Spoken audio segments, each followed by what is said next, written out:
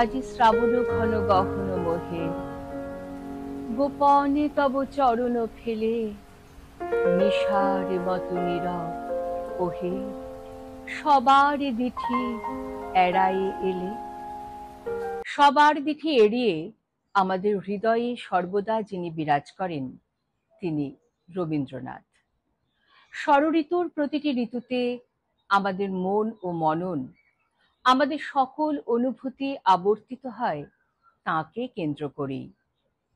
গ্রীষ্মের প্রচণ্ড দাবদাহে যেমন আমরা স্মরণ করি তাঁকে, তেমনি বর্ষার ঘনঘটায় আমাদের মনে বারবার ফিরে আসেন তিনি। বিশেষ করে কোনো বর্ষণমুখরিত দিনে, যখন মনের ক্যানভাসে ভেসে ওঠে জীবনের নানা স্মৃতি, তখন জানতে ইচ্ছে করে এরকম একদিনে যখন দুয়ার দেয়া সকল ঘরে, তখন ঠিক কি ভাবতেন কবি।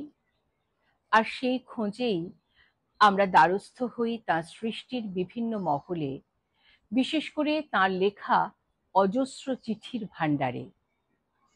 আজ 22শে শ্রাবণের এই বিশেষ নিবেদনে কবিমনের হদিশ পেতে আমরা, অর্থাৎ বিশ্বের বিভিন্ন প্রান্তে ছড়িয়ে থাকা কাব্যায়ন আন্তর্জাতিক শাখার ছাত্রছাত্রীরা বেছে নিয়েছি বর্ষাকে কেন্দ্র করে লেখা ছিন্নপত্রের কিছু চিঠি বা তার নির্বাচিত অংশকে।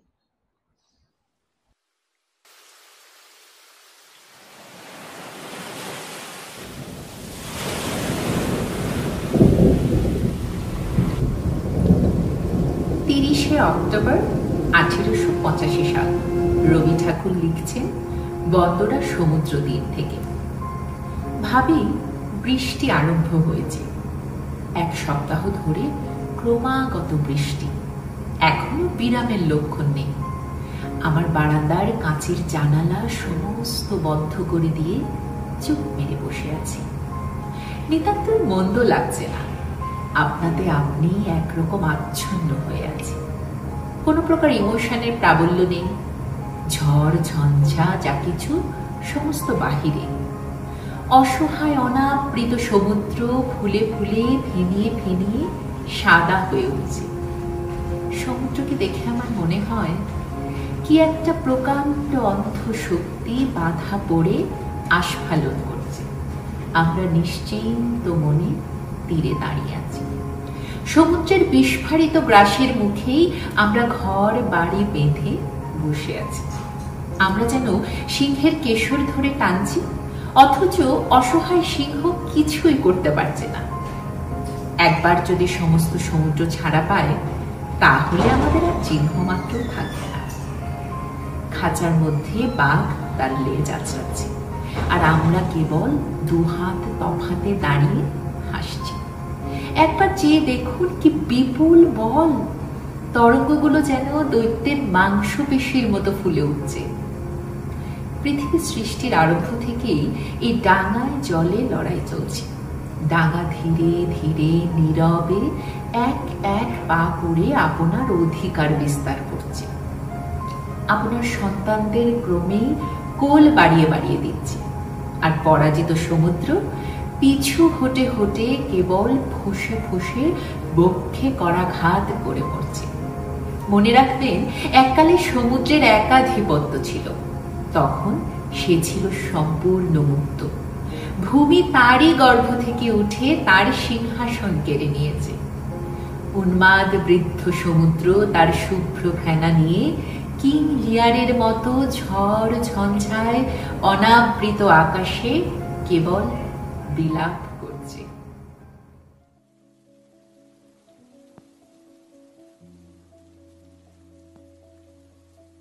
27শে জুলাই 1887। রবীন্দ্রনাথ লিখছেন এই চিঠি। আজকাল আমাদের এখানে বর্ষা পড়েছে, ঘন মেঘ ও অবিরাম বৃষ্টি। এই সময় তো বন্ধু সঙ্গমের সময়। এই সময়টা ইচ্ছে করছে তাকিয়া আশ্রয় করে পড়ে পড়ে যা তা বকাবকি করি। বাইরে কেবল ঝুপঝুপ বৃষ্টি, ঝনঝন বজ্র, হুহু বাতাস এবং রাজপথে শ্যাকড়া গাড়ির জীর্ণ চক্রের কদাচিৎ খড়খড় শব্দ। ইংরাজ রাজের উপদ্রবে তাও ভালো করে হবার জো নেই। ইংরাজ রাজত্বে বজ্র, বৃষ্টি, বাতাস এবং শ্যাকড়া গাড়ির অভাব নেই, কিন্তু এই রাক্ষসী তার দেশ বিদেশ ব্যাপী আফিস আদালত প্রভৃতি বদন বেদানপূর্বক তাকিয়ার কোমল কোল শূন্য করে আমাদের গোটা গোটা বন্ধুবান্ধবদের গ্রাস করে ফেলছে। এই ভরা বাদরে আমাদের মন্দির হাহাকার করছে। আষাঢ়ে গল্প নামক আমাদের একটি নিতান্ত দেশজ পদার্থ অন্যান্য সহস্র দেশজ শিল্পের সঙ্গে সঙ্গে লোপ পাবার উপক্রম করছে। আমাদের সেই বহু পুরাতন আষাঢ় সহস্র দালান ও চণ্ডীমণ্ডপের চক্ষের সম্মুখে অবিশ্রাম কেঁদে মরছে, কিন্তু তার আষাঢ়ে গল্প নেই। আমাদের সেই শত শত গান, গল্প, সাহিত্য চর্চার স্মৃতিতে ও তুলোতে পরিপূর্ণ তাকিয়াই বা কোথায়? আমি বা কোথায়? আর আপনিই বা কোথায়? যদুপতি বা কোথায়? মথুরাপুরী বা কোথায়? অতএব হে বন্ধুবর, ইতি বিচিন্তিয়া কুরু স্বামনা স্থিরং না সদিদং জগদিত্যা বাধারায়। এই আমার চিঠির মোরাল, তত্ত্ব, উদ্দেশ্য। অতএব কেবল এইটুকু গ্রহণ করে বাকিটুকু বাদ দেবেন, কিন্তু চটপট উত্তর দিতে ভুলবেন না।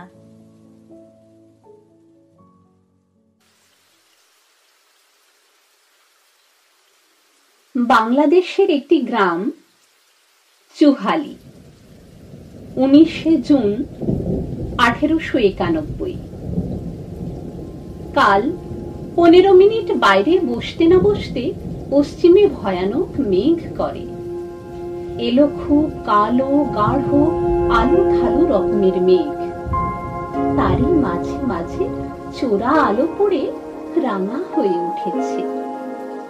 দুটো একটা নৌকা তাড়াতাড়ি যমুনা থেকে এই ছোট নদীর মধ্যে প্রবেশ করে দড়ি দড়া নোঙর দিয়ে মাটি আঁকড়ে নিশ্চিন্ত হয়ে বসল। যারা মাঠে শস্য কাটতে এসেছিল তারা মাথায় এক এক বোঝা শস্য নিয়ে বাড়ির দিকে ছুটে চলেছে। গরুও ছুটেছে, তার পিছনে পিছনে বাছুর ল্যাজ নেড়ে নেড়ে সঙ্গে সঙ্গে দৌড়বার চেষ্টা করছে। খানিক বাদে একটা আক্রোশের মতো গর্জন শোনা গেল। কতগুলো ছিন্ন ভিন্ন মেঘ ভগ্ন দূতের মতো সুদূর পশ্চিম থেকে ঊর্ধ্ব শ্বাসে ছুটে এলো। তারপরে বিদ্যুৎ, বজ্র, ঝড়, বৃষ্টি সমস্ত এক সঙ্গে এসে পড়ে খুব একটা তুর্কি নাচন নাচতে আরম্ভ করে দিলে। বাঁশ গাছগুলো হাউ হাউ শব্দে একবার পূর্বে একবার পশ্চিমে লুটিয়ে লুটিয়ে পড়তে লাগলো। ঝড় যেন শো শো করে সাপুরের মতো বাঁশি বাজাতে লাগলো, আর জলের ঢেউগুলো 3 লক্ষ সাপের মতো ফনা তুলে তালে তালে নৃত্য আরম্ভ করে দিলে। কালকের সে যে কি কাণ্ড, সে আর কি বলবো। বজ্রের যে শব্দ, সে আর থামে না। আকাশের কোন পানে যেন একটা আস্ত জগৎ ভেঙে চুরমার হয়ে যাচ্ছে। বোটের খোলা জালনার উপর মুখ রেখে প্রকৃতির সেই রুদ্রতালে আমিও বসে বসে মনটাকে দোলা দিচ্ছিলুম। সমস্ত মনের ভিতরটা যেন ছুটি পাওয়া স্কুলের ছেলের মতো বাইরে ঝাঁপিয়ে উঠেছিল। শেষকালে বৃষ্টির ছাঁটে যখন বেশ একটু আর্দ্র হয়ে ওঠা গেল, তখন জানলা আর কবিত্ব বন্ধ করে খাঁচার পাখির মতো অন্ধকারে চুপচাপ বসে রইলুম।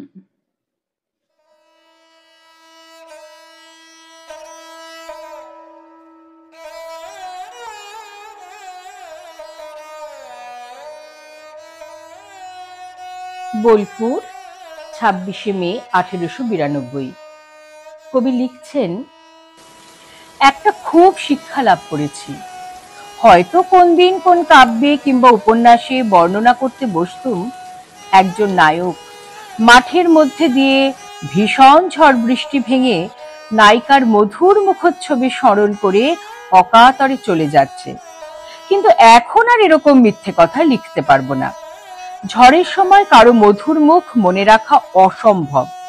কি করলে চোখে কাঁপড় ঢুকবে না সেই চিন্তাই সর্বাপেক্ষা প্রবল হয়ে ওঠে। আমার আবার চোখে আইগ্লাস ছিল, সেটা বাতাসে উড়িয়ে নিয়ে ফেলে, কিছুতেই রাখতে পারিনি। এক হাতে চশমা ধরে আরেক হাতে ধুতির কোঁচা সামলে পথের কাঁটা গাছ এবং গর্ত বাঁচিয়ে চলছি। যদি এখানকার কোপাই নদীর ধারে আমার কোনো প্রণয়নীর বাড়ি থাকতো, আমার চশমা এবং কোঁচা সামলাতুম না তার স্মৃতি সামলাতুম। বাড়িতে ফিরে এসে কাল অনেকক্ষণ ভাবলুম। বৈষ্ণব কবিরা গভীর রাত্রে ঝড়ের সময় রাধিকার অকাতর অভিসার সম্বন্ধে অনেক ভালো ভালো মিষ্টি কবিতা লিখেছেন, কিন্তু একটা কথা ভাবেননি, এরকম ঝড়ে কৃষ্ণের কাছে তিনি কি মূর্তি নিয়ে উপস্থিত হতেন। চুলগুলোর অবস্থা যে কিরকম হতো সে তো বেশ বোঝা যাচ্ছে। বেশ বিন্যাসেরই বা কিরকম দশা, ধুলোতে লিপ্ত হয়ে তার উপর বৃষ্টির জলে কাদা জমিয়ে কুঞ্জবনে কিরকম অপরূপ মূর্তি করে গিয়েই দাঁড়াতেন। এসব কথা কিন্তু বৈষ্ণব কবিদের লেখা পড়বার সময় মনে হয় না, কেবল মানুষ চোখে ছবির মতো দেখতে পাওয়া যায় একজন সুন্দরী শ্রাবণের অন্ধকার রাত্রে বিকশিত কদম্ব বনের ছায়া দিয়ে যমুনার তীরপথে প্রেমের আকর্ষণে ঝড় বৃষ্টির মাঝে আত্মবিহ্বল হয়ে স্বপ্নাগতার মতো চলেছেন। পাছে শোনা যায় বলে পায়ের নুপুর বেঁধে রেখেছেন, পাছে দেখা যায় বলে নীলাম্বরী কাপড় পরেছেন, কিন্তু পাছে ভিজে যান বলে ছাতা নেননি, পাছে পড়ে যান বলে বাতি আনা আবশ্যক বোধ করেননি। হায়, আবশ্যক জিনিসগুলো আবশ্যকের সময় এত বেশি দরকার, অথচ কবিত্বের বেলায় এত উপেক্ষিত। আবশ্যকের শতলক্ষ দাসত্ব বন্ধন থেকে আমাদের মুক্তি দেবার জন্য কবিতা মিথ্যে ভান করছে। ছাতা, জুতো, জামা জোড়া চিরকাল থাকবে, বরঞ্চ শোনা যায় সভ্যতার উন্নতি সহকারে কাব্যক্রমে লোপ পাবে, কিন্তু ছাতা জুতোর নতুন নতুন পেটেন্ট বেরোতে থাকবে। ছিন্নপত্রের এই লেখাটি কবি লিখেছিলেন ৩রা জুলাই ১৮৯৩ শিলাইদহ থেকে। কাল সমস্ত রাত তীব্র বাতাস পথের কুকুরের মতো কুকু করে কেঁদেছিল, আর বৃষ্টিও অবিশ্রাম চলছে। মাঠের জল ছোট ছোট নির্ঝরের মতো নানা দিক থেকে কলকল করে নদীতে এসে পড়ছে। চাষারা ওপারের চর থেকে ধান কেটে আনবার জন্য কেউ বা টোগা মাথায়, কেউ বা একখান কচু পাতা মাথার উপর ধরে ভিজতে ভিজতে খেয়া নৌকোয় পার হচ্ছে। বড় বড় বোঝাই নৌকোর মাথার উপর মাঝি হাল ধরে বসে বসে ভিজছে, আর মাল্লারা কোন কাঁধে করে ডাঙার উপর ভিজতে ভিজতে চলেছে। এমন দুর্যোগ, তবু পৃথিবীর কাজকর্ম বন্ধ থাকবার জো নেই। পাখিরা বিমর্ষ মনে তাদের নিড়ে বসে আছে, কিন্তু মানুষের ছেলেরা ঘর ছেড়ে বেরিয়ে পড়েছে। আমার বোটের সামনে দুটি রাখাল বালক একপাল গরু নিয়ে এসে চড়াচ্ছে। গরুগুলি কচর মচর শব্দ করে এই বর্ষা সতেজ সরস শ্যামল সিক্ত ঘাসগুলির মধ্যে মুখ ভরে দিয়ে লেজ নেড়ে পিঠের মাছি তাড়াতে তাড়াতে স্নিগ্ধ শান্ত নেত্রে আহার করে করে বেড়াচ্ছে। তাদের পিঠের উপর বৃষ্টি এবং রাখাল বালকের জ্যোষ্ঠী অবিশ্রাম হচ্ছে। দুই তাদের পক্ষে সমান অকারণ অন্যায় এবং অনাবশ্যক, এবং দুই তারা সহিষ্ণুভাবে বিনা সমালোচনায় সয়ে যাচ্ছে এবং কচর মচর করে ঘাস খাচ্ছে। এই গরুগুলির চোখের দৃষ্টি কেমন ভীষণ শান্ত, সুগম্ভীর, স্নেহময়। মাঝে থেকে মানসিক কর্ম বোঝা এই জ্ঞান। ৫ই আগস্ট ১৮৯৪, শিলাইদা থেকে লেখা। কাল সমস্ত রাত্রি খুব অজস্রধারে বৃষ্টি হয়ে গেছে। আজ ভোরে যখন উঠলুম তখনও অশ্রান্ত বৃষ্টি। এই মাত্র স্নানের ঘর থেকে বেরিয়ে এসে দেখি পশ্চিম দিকে আউশ ধানের ক্ষেতের উপর খুব সজল শ্যামল অবনত মেঘ স্তূপে স্তূপে স্তরে স্তরে জমে রয়েছে, এবং পূর্ব দক্ষিণ দিকে মেঘ খানিকটা বিচ্ছিন্ন হয়ে রৌদ্র উঠবার চেষ্টা করছে। রৌদ্রে বৃষ্টিতে খানিকক্ষণের জন্যে যেন সন্ধি হয়েছে। যেদিকে ছিন্ন মেঘের ভিতর দিয়ে সকাল বেলাকার আলো বিচ্ছুরিত হয়ে বেরিয়ে আসছে, সেদিকে অপার পদ্মা দৃশ্যটি বড় চমৎকার হয়েছে। জলের রহস্য গর্ভ থেকে একটি স্নান শুভ্র অলৌকিক জ্যোতি প্রতিমা উদিত হয়ে নীরব মহিমায় দাঁড়িয়ে আছে, আর ডাঙার উপরে কালো মেঘ স্ফীত কেশর সিংহের মতো ভ্রুকুটি করে ধান্য ক্ষেত্রের মধ্যে থাবা মেলে দিয়ে চুপ করে বসে আছে।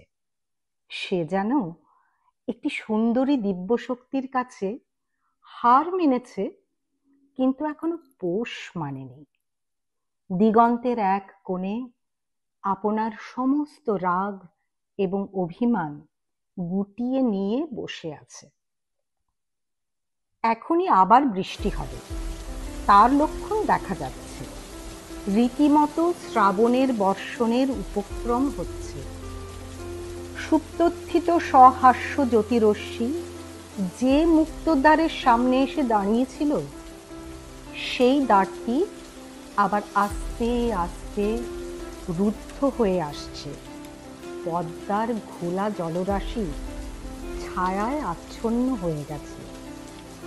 নদীর এক তীর থেকে আরেক তীর পর্যন্ত মেঘের সঙ্গে মেঘ আবদ্ধ হয়ে সমস্ত আকাশ অধিকার করে নিয়েছে।